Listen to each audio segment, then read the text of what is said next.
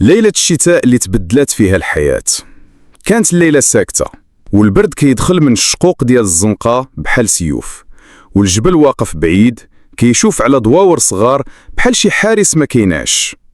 في واحد الدوار منسي وسط جبال الأطلس كتنعس رقية بنت 14 عام في عشة من طين معزولة على الدنيا. لكن هاد الليلة ماشي بحال باقي الليالي. ماها كانت كتهضر مع باها في الهضبة، صوتهم كيطلع وكيطيح، والريح كتدوز بينهم وكترجع الكلام مخلط. رقية كانت كتسمع كل شي من ورا الباب ديال القصبة القديمة، لكن ما فهمت والو، حتى سمعات الجملة اللي قطعت قلبها: ما نقدروش نبقاو نصرفوا عليها، خاصها تمشي تعيش مع خالتها في تافراوت. سكتات الدنيا، عيونها تبلو، وبقات كتشم في ريحة الحطب وهو كيتفى بحال شي وداع بارد. في الصباح البغلة مربوطة والماكلة مصفطة في شكارة من التوب، ورقية راكبة ساكتة ما كتبكيش، غير كتشوف في الأرض بحال كتفتش على الجواب. باها ما قال حتى كلمة، وماها عطاتها خبزة دا البارح وضماتها بواحد الحضن فيه خوف، ماشي حب، خوف من الندم، من الزمن، ومن قلب صغير كيتكسر. وصلت لتافراوت مع العصر، خالتها خرجات كتغسل يديها في الضو وقالت ليها: جاوك الزمان، دابا غادي تولي خدامة في دار الناس باش تاكلي. رقية بدات خدمتها في دار لاله حبيبة، مرا غنية كتسكن في قصر صغير في تافراوت. معروف على لاله حبيبة باللي قلبها قاسح، والناس كينوضوا قبل الضوء غير باش يرضاوها. أول نهار سهرات رقية كتنقي الزرابي، تغسل القصاع وتنشف النحاس، وصبعها صبحوا محروقين من الماء سخون والبرد. لكن كانت كتحبس الدموع، كتقول في راسها: إلا بكيت راه نزيد نوريهم باللي ضعيفة، وأنا ماشي ضعيفة. كل ليلة كانت كتنعس فوق حصيرة دال بلانكو، لكن كانت كتخبي كتاب صغير ديال شي واحد خلاوه ناسيه، كتقرا فيه كلمات ما كتفهمهاش مزيان، ولكن كتحس بهم كيرجوا في القلب.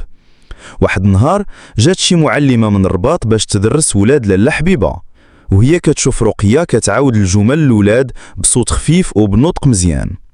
سولتها المعلمة: فين قريتي؟ جاوبتها رقية بهمس: ما قريت في حتى مدرسة، قريت مع راسي في الكتاب. صدمات المعلمة وقالت لاله حبيبة: هاد البنت خاصها تقراه، راه عندها النباهة ودكا.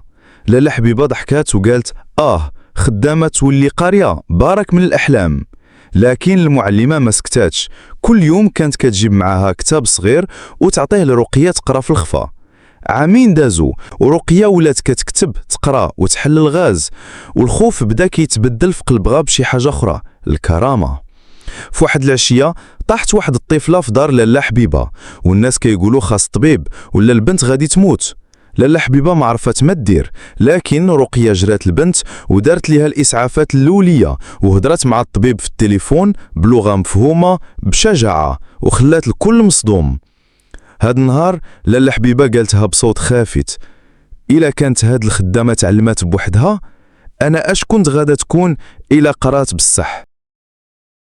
رقية بدات كتفكر في الهروب من الدار، ماشي لأنها ما بقاتش باغية الخدمة، ولكن لأنها ولات كتختنق من بلاصة كتسجن المواهب ما كتطورهاش. في واحد الليل كتبت ورقة صغيرة: شكرا على كل شي، ولكن أنا خاصني نكمل الطريق بلا ما نبقى خدامة في حلم ماشي حلمي. خلت الورقة وشدات كتابها وشكارة فيها خبزة، وخرجات في الليل وهي كتسمع الكلاب كنبح والقمر كيشعل الطريق. وصلت المحطة ديال الطوبيسات وما عندها لا تذكرة لا حتى ريال، لكن كتلقى قدامها المعلمة اللي كانت كتقرا معاها، وبلا ما تسولها قالت لها: كنت كنعرف غادي ديريها، وراه بلاصتك في الرباط واجدة، غادي تقراي وغادي تغيري حياتك. في الرباط رقية سكنات مع عائلة بسيطة، ودخلات المدرسة للكبار، كتقرا في النهار وتخدم في المساء. كانت كتقرا بالشمعة وكتبكي من التعب، لكن كانت كتقرا بحال اللي كتحفر طريق وسط الجبل. خدات شهادة، ومن بعد شهادة أخرى، وفي 3 سنين ولات من الأوائل في المدينة. واحد النهار تعينات مؤطرة اجتماعية، كتمشي للقرى النائية، كتعاون البنات اللي بحالها، كتحكي لهم قصتها وكتقول لهم: ما كايناش طريق مسدودة، كاين غير قلب خايف ولا حلم خايف يطير. بعد 7 سنين رجعات رقية لدوارها وكل شي تبدل. الناس كيهضروا عليها، الصغار كيشيروا ليها، هي هذيك رقية اللي كتبات في الجريدة، رقية اللي داروا عليها حلقة في الراديو. مشات تشوف امها وباها عيونهم دموع، لكن رقية ما جابت لا عتاب لا غضب. قالت ليهم أنا بنتكم، وحتى إلا خرجتوا من حياتي ما خرجتوا من قلبي. في أمسية كبيرة وسط مسرح نوديت بالاسم، السيدة رقية الإدريسي، سفيرة الأمل وقصة النجاح اللي بدات من جبال النسيان.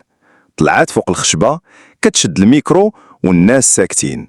قالت أنا ما كنتش غادي نكون هنا إلا ما كنتش بنت الجبل اللي تخلات عليها العائلة. ماشي كل فراق خسارة، كاين فراق كيصنع بطلة. وفي ذاك اليوم في وسط التصفيقات والناس اللي واقفين احتراما، رقية ما شافت لا الشهرة لا الكاميرات، شافت غير ديك البنت الصغيرة اللي كانت كتنعس في البرد وكتحلم وهي شاعلة شمعة، وبينات صبعانها كتاب فيه أمل ماشي حروف. رقية ما كانتش مجرد قصة نجاح، كانت رسالة باللي اللي بدا من الصفر يقدر يوصل للضوء، وباللي اللي تكرفص يقدر يعلم، وباللي كل وحدة كتسكن في دوار بعيد تقدر تكون نجمة في سما قريبة.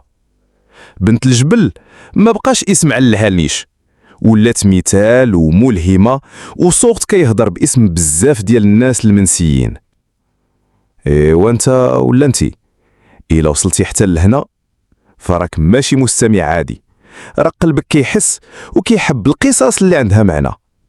ما تنساش تشترك في القناة باش توصلك كل قصة جديدة، لأن كل حكاية كنحطو فيها دمعة ابتسامة ورسالة بحال هاد القصة.